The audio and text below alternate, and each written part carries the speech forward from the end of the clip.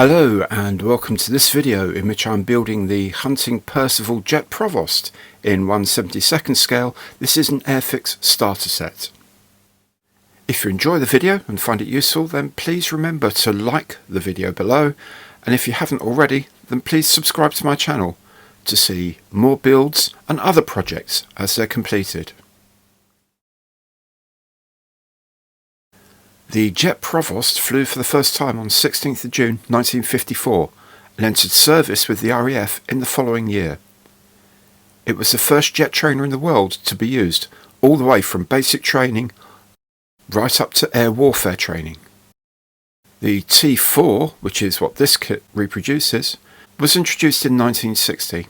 It shared earlier improvements made in the T3, such as ejection seats for the crew, aerodynamic improvements and shorter undercarriage than the prototypes, but it had an uprated Viper engine. The aircraft were flown at the RAF Central Flying School, where an aerobatic team was formed in 1958. First known as the Sparrows, it was renamed the Pelicans in 1960, and then the Red Pelicans 4 years later. Now, although the Red Arrows took over as the premier RAF display team in 1965, the Red Pelicans continued to put on displays until they were disbanded in 1973. Altogether, around 600 Jet Provosts were built, including the later pressurised T5, and they served with the RAF until the early 1990s. 165 fully armed Strike Master derivatives were also sold to 11 export customer countries. As a starter set, the Jet Provost kit comes with paint, paintbrush and glue. It's rated at skill level 1, so it can be built by pretty much anyone, and it comes with a token for 1 flying hour. Now, as a member of the Airfix Club, you can collect these tokens towards a free kit, or you can donate them to Models for Heroes. A link to this charity is in the information box below. So that's all the background. Let's see what we get in the box.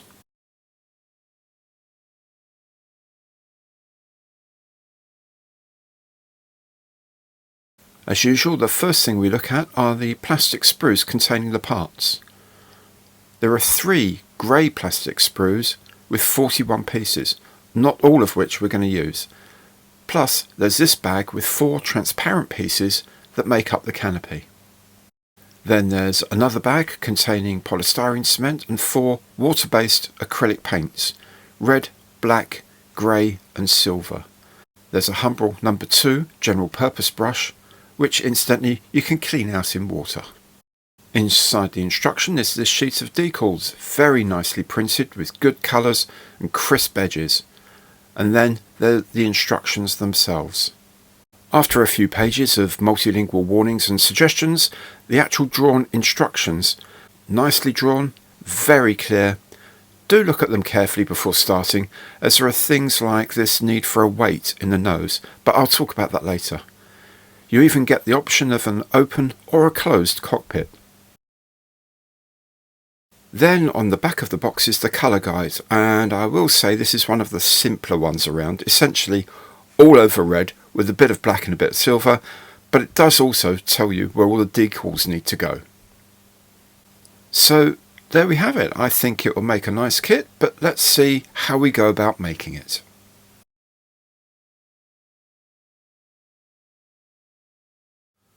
First things first, and I'm going to give the bigger bits of the kit a wash in a gentle detergent solution. This will help the paint stick later on.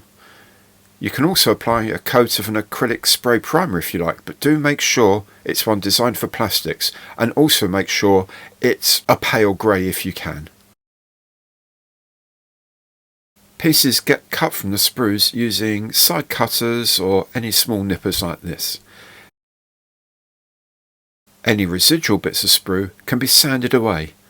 I make my own sanding sticks, but you can buy them or indeed use something like a nail file. Really small pieces like this centre console are cut away using a sharp craft knife or a scalpel, and a pair of tweezers is very handy to help put things together, especially if you have clumsy chunky fingers like mine. With the console in place, you can add the control columns on either side.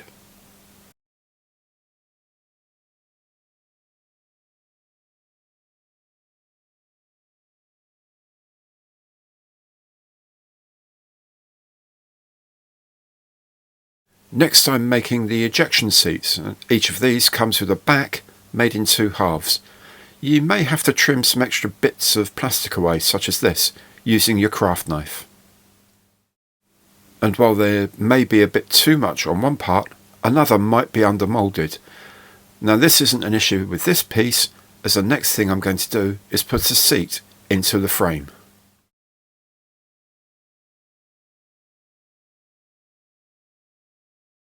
Then there's this head box at the top. In real life this contains the parachute, and the seats are ready to fit into the cockpit.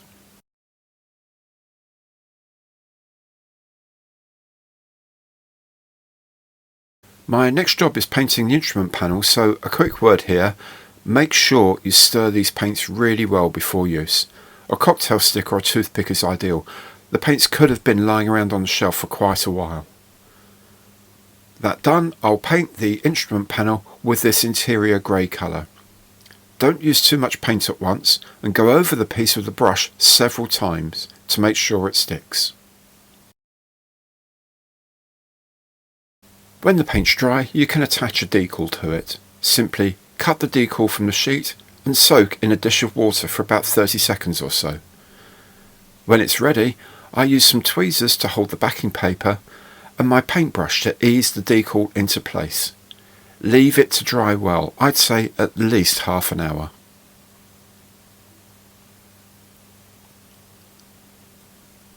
While that's drying, I've painted the cockpit area black, and I'm going to fit this front bulkhead.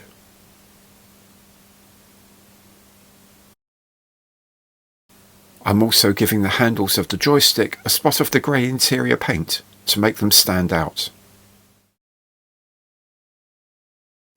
When all that's done, I can attach the instrument panel to the floor section.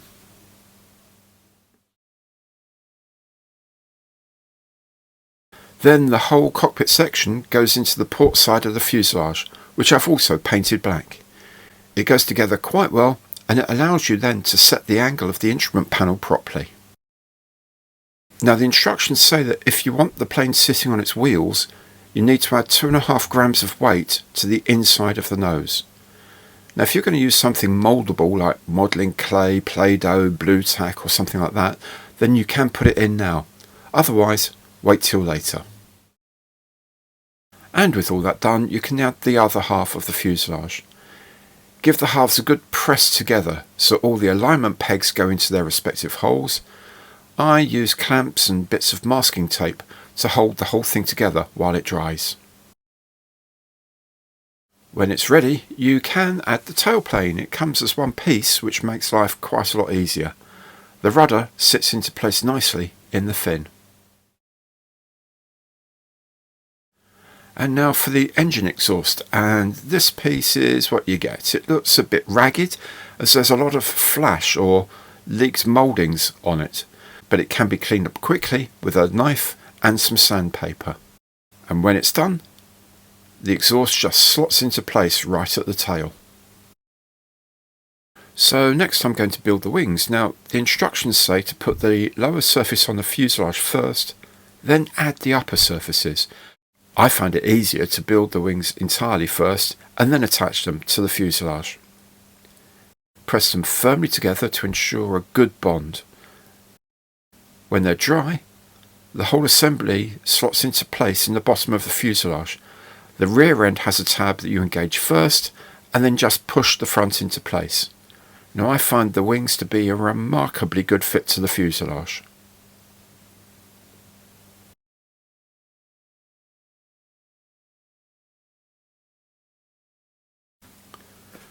Next I'm painting the inside of the air intakes with that interior grey. Again, keep applying a brush over and over and the paint will stick.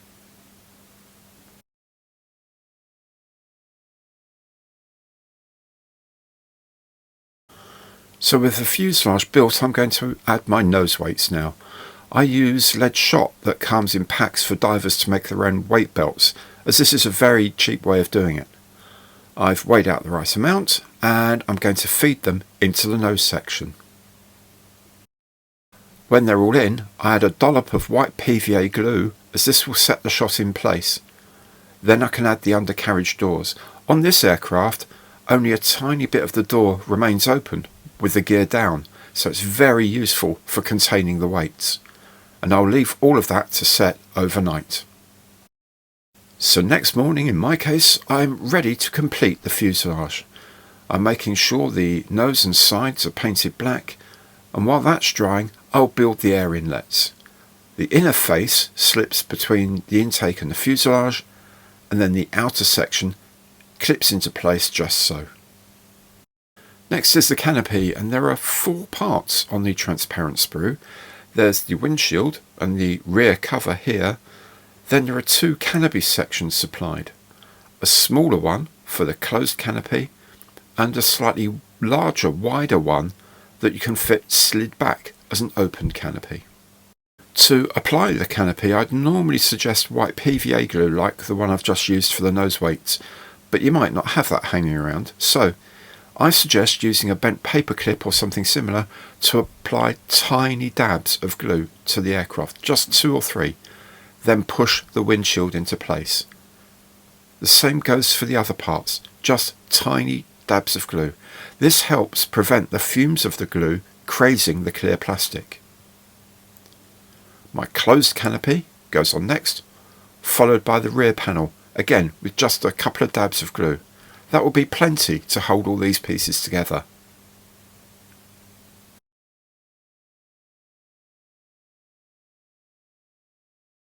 Once all those have dried, the fuselage is pretty much complete and I can start painting.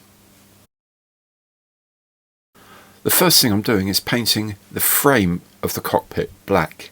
Now this is the colour that will show through on the inside when you look through the canopy. Then I'm starting to paint the all-over red.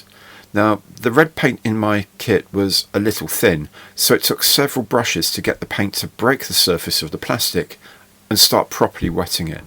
But simply keep going over it. Don't use too much paint at once, and it will stick quickly enough. Don't expect a perfect finish first time. You'll be adding more than one coat.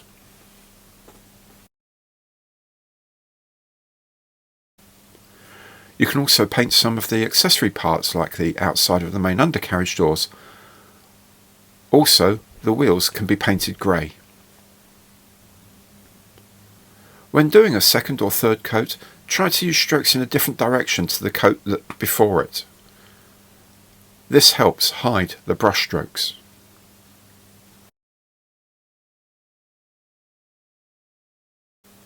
Now I tried the red over the black I'd painted the frames and I found it way too thin, so I decided to paint the frames with the grey first, and this will give a good bright base for the red.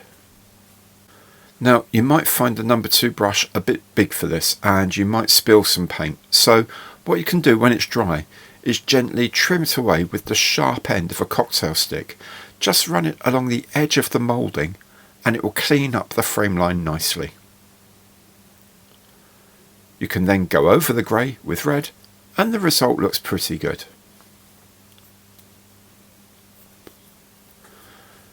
And I can continue painting some more bits, such as the undercarriage legs in silver and the inside of the doors in interior grey. I've also painted the tyres black so I can put the wheels onto the undercarriage legs. Note there's a flat spot. That makes it look as if the tyre is bearing weight when the model's sitting. There are rectangular tabs on the leg that fit into rectangular holes on the wheel, so the flat spot sits exactly at the bottom. And I can also assemble the 2-part nose wheel at this point. The last big bit of paint is the anti-glare patch in black on the nose. Now just follow the panel line as a guide first of all and just curve around the nose. Then let all the paint dry, again preferably overnight, but at least an hour or so. The next thing I'm going to do is start the decals. Now just as with the instrument panel earlier, a pair of tweezers and the brush make them a lot easier to fit.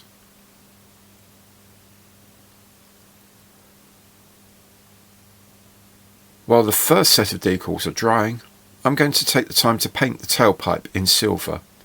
You could mix in some of the black for the inside of the pipe if you like, to make it look a bit more sooty and used. And back to the decals, and there are large ones under the wings. Here the tweezers and brush are really useful.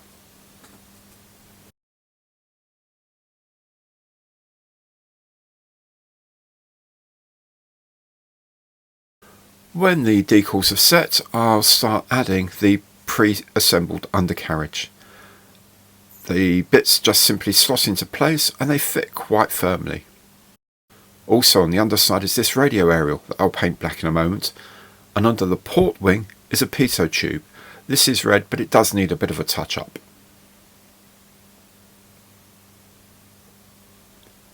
With the gear dried, I can put the jet the right way up, attach this final aerial, again to be painted black, and then with the last piece, this Jet Provost is complete.